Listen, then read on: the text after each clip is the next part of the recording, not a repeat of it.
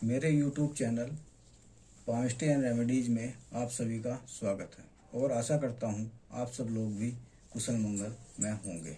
दोस्तों, आज हम बात करेंगे एक ऐसे टॉपिक पर जिसको जानने के लिए सभी की इच्छाएं होती हैं। तो दोस्तों, हम बात आज करते हैं शनि रेखा की, जिसको हम शनि रेखा कहते हैं, धन रेखा कहते हैं और भाग्य रेखा भी इसको बोलते हैं। तो आज उसी पर हम चर्चा करते हैं। भाग्य रेखा, धन रेखा, शनि रेखा किस पर्वत से, किस रेखा से निकलती है तो हमें क्या जीवन में कितना धन देती है, कितना हमें लाभ देती है। तो दोस्तों, इसी पर आज हम चर्चा करेंगे। सबसे पहले मैं बता दूं, ये कई जगह से उद्गम होता है इसका, धन रेखा का, भाग्य रेखा का, शनि रेखा का। तो सबसे पहले मणिबंध यानी कि केतु से आरंभ हो, उद्गम होता हो, शुरू होती हो। दूसरा बात करेंगे हम जीवन रेखा से उद्गम। तीसरी बात करेंगे हम शुक्र पर्वत से उद्गम। चौथे नंबर पे मंगल पर्वत से अगर निकलती है। फिर पांचवें नंबर पर राहु पर्वत से अगर निकलती है। फिर छठे नंबर पर बात करेंगे हम हृदय रेखा से अगर निकलती है। और सातवें नंबर पे हम बात करेंगे चंद्र पर्वत से अगर निकलती है। और आठवें नंबर पे बात करेंगे मस्तिष्क रेखा से अगर ये भाग्य रेखा, धन रेखा निकलती है।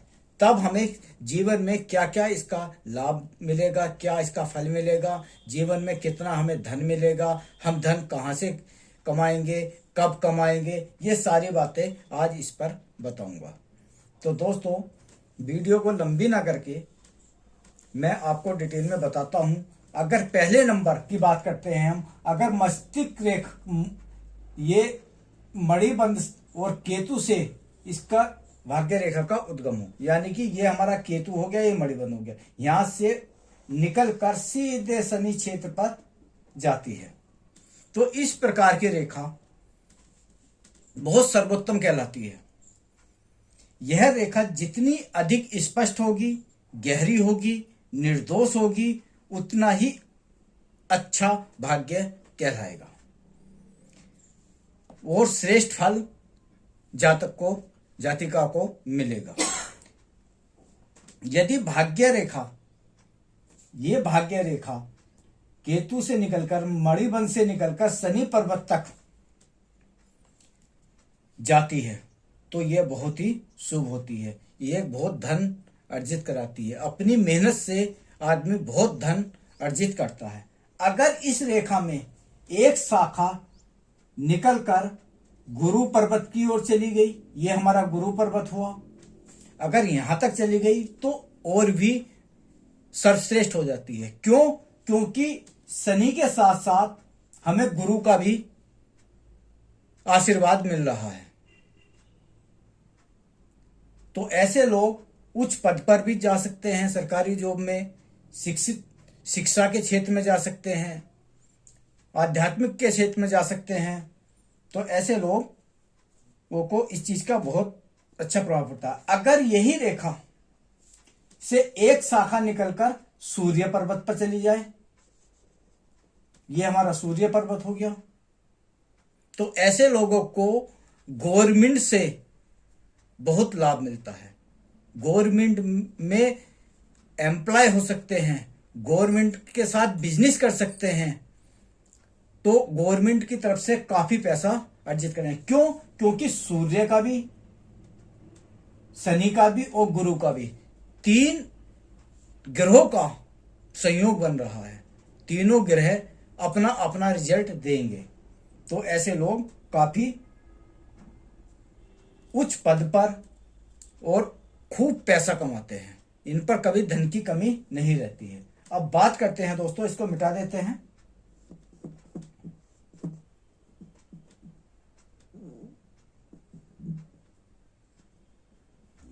अब बात करते हैं दूसरे नंबर की। अगर जीवन रेखा से इसका उद्गम हो, जीवन रेखा से निकले, यानी कि ये हमारी जीवन रेखा हो गई अंगूठे के पास, अगर यहां से निकलकर शनि क्षेत्र पर जाए तो ये भी एक श्रेष्ठ धन रेखा, भाग्य रेखा मानी जाती है। तो ऐसे लोग जिनके हाथ में इस प्रकार की शनि रेखा होती है, ये बचपन में तो बहुत परेशानियां उठाते हैं, बचपन में बहुत स्ट्रगल करते हैं, लेकिन आगे चलकर खूब प्रयत्न करते रहते हैं और उन्नति करते हैं। ऐसे जातक जाति का 28वें वर्ष के बाद इनका भाग्य उदय होता है। ऐसे व्यक्ति संकोची स्वभाव के होते हैं, निर्णय लेने में समर्थ नहीं हो पाते हैं। अगर इस पर कोई आड़ी तिरछी रेखाएं काटे किसी भी रेखा पर, तो भी थोड़ा संघर्ष जीवन में चलता है। तो ऐसे लोग भी परिश्रम अधिक करते हैं, लेकिन 28 वर्ष के बाद काफी उन्नति करते हैं, काफी धन अर्जित करते हैं। तो दोस्तों, अब बात करते हैं हम तीसरे नंबर की भाग्य रेखा की। तीसरे नंबर की भाग्य रेखा के बारे में बताते हैं, इसको हम मिटा देते हैं। तीसरे नंबर की भाग्य रेखा क्या है? हमारी शुक्र पर्वत से उद्गम, ये वाला। अगर शुक्र पर्वत कौन सा है हमारा? ये अंगूठे के नीचे वाला भाग जो होता है शुक्र पर्वत होता है ये। अगर यहां से कोई रेखा निकलकर सीधे शनि क्षेत्र पर जाए, शनि पर्वत पर जाए, तो ये रेखा जितनी स्पष्ट होगी उतना ही ज्यादा शुभ फल आपको देगी। इस रेखा को कोई रेखा काटे ना और आगे बढ़ती चली जाए बिना काटे। तो जिन पुरुषों या महिलाओं के हाथों में इस प्रकार की रेखाएं होती हैं, तो उनको ससुराल पक्ष से ज्यादा धन लाभ होता है। जैसे कि ससुराल से, दहेज की बात नहीं कर रहा मैं, दहेज मिलेगा या क्या मिलेगा, ससुराल से कोई बिजनेस है ससुराल में, उस बिजनेस में आपको सहयोग के लिए मिल जाए, सहयोग उस बिजनेस से मिल जाए, या कोई बिजनेस आपको ससुराल पक्ष से करा दिया जाए। इस टाइप से आपको ये रेखा होने पर आपका भाग्य उदय विवाह के बाद ही होगा। और ऐसे व्यक्ति काफी धन कमाते हैं, ससुराल पक्ष से काफी धन मिलता है, और किसी ना किसी स्त्री के कारण ही भाग्य उदय इनका होता है। तो दोस्तों, अब इसको मिटा देते हैं। अब बात करते हैं अगली भाग्य रेखा की, मंगल पर्वत सर उद्गम। मंगल पर्वत हमारा ये है। अगर यहां से कोई रेखा मंगल पर्वत से निकलकर शनि पर्वत पर जाए इस तरह से, तब हमें कितना धन मिलेगा, कहां से मिलेगा, कैसे मिलेगा, ये सब चीज आते हैं। तो यह रेखा भी शुभ मानी जाती है। परंतु ऐसे व्यक्तियों का भाग्य उदय आफ्टर 35 के बाद, यानी कि 35 वर्ष के बाद भाग्य उदय होता है। शिक्षा के क्षेत्र में इनको बार बार बाधाएं आती हैं और उच्च शिक्षा प्राप्त नहीं कर पाते हैं। इस प्रकार की भाग्य रेखा पर कोई सहायक रेखा ना हो। अगर कोई सहायक रेखा और निकल गई, मान लिया कोई रेखा यहां निकल जाती है, ऐसा सहायक रेखा इस पर, तो थोड़ा अच्छा माना जाता है। सहायक रेखा निकलती है तो ऐसे व्यक्तियों को अच्छी उन्नति का अवसर मिलता है, मित्रों का सहयोग से उन्नति होती है, किसी के सहयोग से उन्नति होती है, मगर कठोर परिश्रम इन लोगों को करना पड़ता है। तो किसी न किसी के सहयोग से ये लोग अपने जीवन में उन्नति करते हैं। अब बात करते हैं दोस्तों अगली भाग्य रेखा की, अगले प्रकार की। अगले प्रकार की राहु क्षेत्र से उद्गम। ये हमारा राहु क्षेत्र होता है। अगर यहां से कोई रेखा ये निकलती है, ये होता है हमारा राहु। यहां से कोई रेखा, ये रेखा सब श्रेष्ठ मानी जाती है। बहुत कम हाथों में यह रेखा पाई जाती है। अत्यंत सौभाग्यशाली जिसके हाथ में यह होता है, रेखा होती है। इस प्रकार के व्यक्तियों का भाग्य उदय 36 वर्ष के बाद ही होता है। 36 वर्ष से 42 वर्ष तक की आयु में ऐसे लोग करोड़पति अरबपति तक बन जाते हैं अपनी मेहनत से। यह एक राहु जो होता है हमारा अचानक धन देने वाला होता है, तो इसलिए ऐसे लोगों का भाग्य 36 से 42 की एज में इतना धन कमा देंगे, इतना धन कमा देंगे बहुत। लेकिन प्रारंभिक एज में बहुत स्ट्रगल करना पड़ेगा इनको 36 वर्ष तक, लेकिन उसके बाद इनको धन, मान, सम्मान, यश, प्रतिष्ठा सब कुछ इनको मिल जाएगी। पर शर्त एक है, ये इस रेखा पर कोई भी रेखा इस तरीके से काटे ना, या रेखा टूटी हुई हो ना। अगर साफ सुथरी एकदम स्पष्ट है तो 101% ये करोड़पति अरबपति होते हैं। तो दोस्तों अब बात करते हैं, अगर किसी की हृदय रेखा से कोई रेखा, भाग्य रेखा निकलती है। हृदय रेखा हमारी ये हो गई है, अगर यहां से निकलती है और शनि क्षेत्र तक जाती है हृदय रेखा से, तो ऐसी रेखा सीधी शनि पर्वत तक जब पहुंचती है तो ये रेखा बहुत कम हाथों में पाई जाती है। लेकिन जिसके हाथ में भी होती है काफी शुभ फल इनको देती है। अगर इस रेखा से एक रेखा शुक्र की ओर चली जाए और एक रेखा सूर्य की ओर चली जाए तो ये और भी उत्तम फल देने वाली हो जाती है। ऐसे लोग बहुत ही भाग्यशाली होते हैं। इनके भाग्य में के अंत में आकर दो टुकड़ों में जब ये भाग्य रेखा जुड़ती है या इधर गुरु की तरफ और शनि की तरफ जाते हैं तो ऐसे लोगों को गवर्नमेंट की तरफ से काफी धन कमाने का मौका मिलता है। ऐसे लोग मान, सम्मान, यश, पद, प्रतिष्ठा प्राप्त करते हैं। तो ये लोग हमेशा दूसरों की सहायता भी करते हैं। ऐसे लोग दूसरों को धन देना, वो करना, काफी सहयोग दूसरों के लिए करते हैं और लाखों करोड़ों रुपए ये कमाते हैं और धार्मिक कार्यों में भी बहुत खर्च करते हैं ऐसे लोग। पर ये रेखा कोई टूटी हुई ना हो, एकदम क्लीन साफ सुथरी हो, तो ये सब कुछ ऐसे लोगों को मिलता है।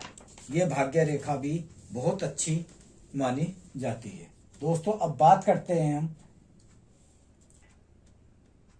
चंद्र पर्वत से अगर कोई रेखा, भाग्य रेखा निकलती है।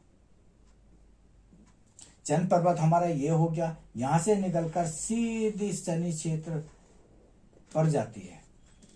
ऐसे लोगों का भाग्य उदय आफ्टर मैरिज यानी कि शादी के बाद होता है और किसी स्त्री के द्वारा ही इनका भाग्य उदय होगा। ऐसे लोगों को ससुराल पक्ष से भी काफी धन लाभ मिलता है। ऐसे लोग जीवन में बहुत प्रगति करते हैं। इनको विदेश से भी कोई ना कोई लाभ मिलेगा। और अगर यहां से और रेखा है, चंद्र पर्वत से एक रेखा निकलकर और चली गई इस पर शाखा कोई, तो समझ लीजिए इनको विदेश से भी धन अर्जित करने का मौका मिलेगा। विदेश से या तो कोई व्यापार करेंगे या कुछ करेंगे। अगर इसी रेखा में एक रेखा गुरु की तरफ चली गई और एक शनि की तरफ चली गई, इस तरीके से त्रिशूल बना दिया, तो ये और भी शुभ हो गया। तो ये कई तरह से ससुराल पक्ष से भी, विदेश से भी, गवर्नमेंट से भी और धार्मिक चीजों से भी धन अर्जित करते हैं। अब बात करते हैं हम मस्तिष्क रेखा से उद्गम। इस रेखा को हम मिटा देते हैं।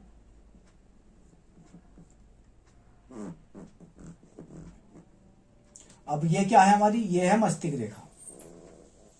अगर यहां से निकलकर शनि क्षेत्र पर जाए तो ऐसी रेखा भी बहुत कम लोगों के हाथों में देखने को मिलती है। जिन व्यक्तियों का व्यक्ति अपने आप में भव्य होता है, ये शुक्र की तरह चमकने वाले होते हैं, समाज को प्रभावित होता है, देश के निर्देश अनुसार में ये अपनी भूमिका निभाते हैं, इनके विचार योजनाबद्ध रहते हैं। कुल मिलाकर जन्म से लेकर ऐसे व्यक्ति संपन्न और सुखी होते हैं। अगर ये रेखा और दो ये गुरु पर चली जाए और शनि पर चले जाए तो और शुभ हो जाती है। इन दोनों पर्वतों पर जाकर ये अपना रिजल्ट और अच्छा देती है। ये लोग भी काफी धन अर्जित करते हैं। बस ये रेखाएं, भाग्य रेखा जिसको हम धन रेखा भी कहते हैं, शनि रेखा भी कहते हैं, ये टूटी फूटी ना हो। अगर टूटी फूटी होती है तो काफी संघर्ष आदमी को करना पड़ता है, संघर्ष करता है, फिर ऊपर उठता है, फिर संघर्ष करता है, ऊपर उठता है। यानी कि कोई भी भाग्य रेखा ये इस तरीके से टूट के ना चले, ये या कोई कट ऐसे इस पर ना हो, या कोई दीप ना बना हुआ हो। अगर ये सब चीज है तो ये अशुभ होते हैं, इनका रिजल्ट कम कर देते हैं। जो मैंने बताया है उसका रिजल्ट कम कर देते हैं। अगर किसी के हाथ में भाग्य रेखा ही नहीं है तो क्या वो धन नहीं कमाएगा? क्या वो जीवन व्यतीत नहीं करेगा? अगर किसी के हाथ में भाग्य रेखा है ही नहीं तब तो उसके लिए हमें और चीज भी देखनी पड़ती है। हमारे पर्वत बुध पर्वत, सूर्य पर्वत, शनि पर्वत, गुरु पर्वत, मंगल पर्वत, शुक्र पर्वत, चंद्र पर्वत, इन सबको देखकर हम बताते हैं कि जिनके भाग्य रेखा नहीं है इनका होना भी सही होना उसको धन अर्जित करने का मौका देते हैं। ऐसे लोग संघर्ष करते हैं पर धन कमाते हैं, क्योंकि उसके हाथों में सभी ग्रह अच्छे हों और मेहनत करें तो ऐसे लोग भी काफी उच्च पद पर पहुंचते हैं और काफी धन अर्जित करते हैं। दोस्तों, अगर मेरी वीडियो आपको अच्छी लगे तो इसको लाइक, शेयर और चैनल को सब्सक्राइब जरूर करना, क्योंकि वीडियो बनाने में काफ़ी मेहनत करनी पड़ती है और आप लोगों के एक लाइक से, एक सब्सक्राइब से हमें काफ़ी खुशी मिलती है। तो वीडियो को अंत तक देखिए, स्किप मत कीजिए और मैं आशा करता हूँ कि आप सब लोग सही होंगे और भगवान भोलेनाथ से प्रार्थना करूँगा कि आप सबको अपना आशीर्वाद दें। धन्यवाद दोस्तों।